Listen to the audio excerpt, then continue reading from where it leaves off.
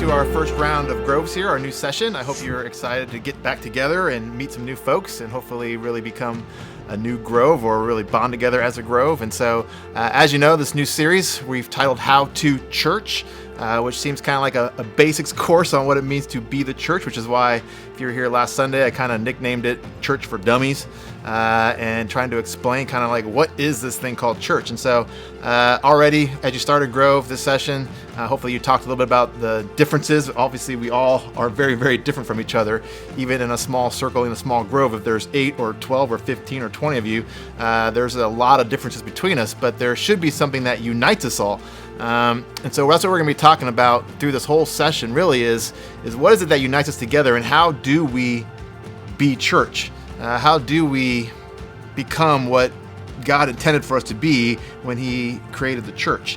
And so kind of what you're going to be talking about today is a little bit is what is church? Why do we church? Because how can you really discuss how to do it if you don't know what it is in the first place? And so that's a little bit what we're going to be talking about today. And so I want to read you a passage. It's out of Ephesians, of course, because that's where we're at. We're going to be trying to tie a lot of Ephesians into this series, as well as some of the stuff we talked about at Rising Weekend. But this is the first chapter of Ephesians, and this is actually the first time of 9 that Paul is going to use the word church. And this is what he says in verse 22.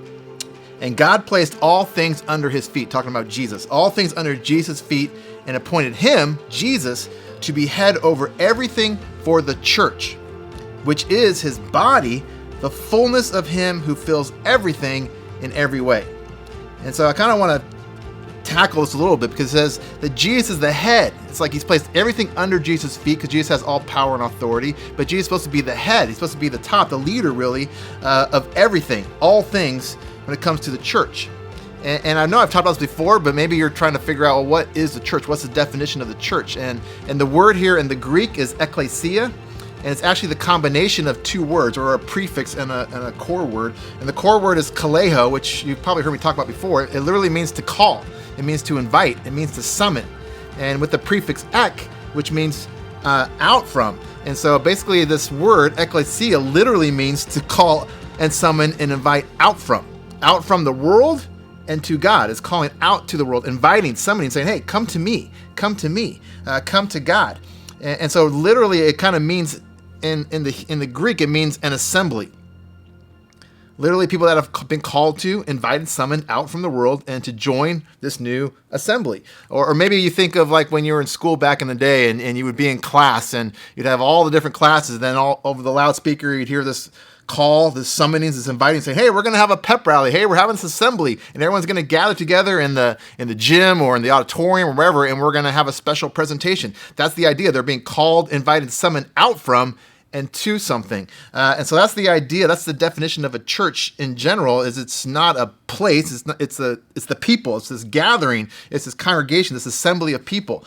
And I really like this definition, which we're going to actually talk about next week. But it's a gathering of citizens called out from their homes into some public place. A gathering of citizens called out from their homes and into a public place. So we're going to get to that one next week. But I just want you to start thinking about, okay, well, what does it mean to be church? How to be this assembly, this gathering of people that have been called out from, summoned, invited, and to something, to become part of God's family, to become citizens in God's kingdom, to become stones in God's temple. And so what does that mean? And so it says, God has placed all things under Jesus' feet and appointed Him to be head over everything for this assembly, this gathering of people that He's called out from and into His kingdom and His family. And it goes on to say, which is His body. It's like, it talks about the church literally being the physical flesh of Jesus, being the physical body of Jesus, the fullness of Him who fills everything in every way. And this word fullness this basically means the sum total. It's actually where we get our modern day word plethora, which is like excess or an abundance of. It's like Jesus is filling us with this abundance, so much so that it's going to overflow out of us and it's going to become who we are. And so the idea is in church, we are filled with Him. And so when you kind of put all this together, I guess what I want you guys to be talking about today is, okay, well, with that kind of definition and that kind of perception, how is that the way people view church today? Or is church just a place you go to on a Sunday morning? Is it just a physical address? Is it just a service of people? Is that what it is? Because it's supposed to be so much more than that. And as we start this series, that's all I want you to really consider is what was God's intention when he created the church and placed it under the authority of Jesus, who's supposed to be the head of it, and what does he really want for us? And are we getting it right? Are we getting church right? Or somewhere along the way have we steered off course and it's become something that it never was supposed to be? And if it has gotten off course, then how do we get ourselves back on course to become what God meant when he said, you guys are the church, you're this gathering, this congregation, this assembly of people that I've called out from the world in order to be my kingdom, to be my children, to be stones in my temple. And so as you guys get started today, I just kind of start thinking about that. And I hope you have some questions that are going to be guided by your facilitator to kind of help you unpack that a little bit.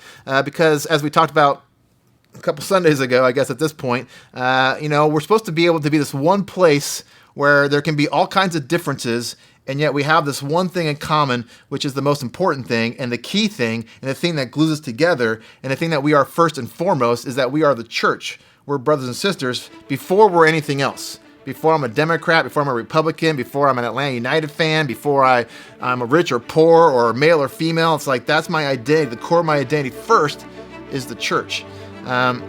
And so I hope that as you guys discuss this week, as you get started in this process of how to church, that it's gonna stir some new thoughts in you to maybe evaluate how have you been thinking about what it means to be the church? How have you been thinking of yourself as being the church, and that being the core of who you are, your identity. And if that's not true, then how do we start to move in that direction? So I hope you guys will have a great discussion today.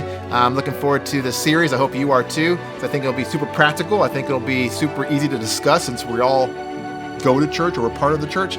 But maybe we need to step it up to the next level as we understand what it means to be church. So have a great discussion, and we will see you next week.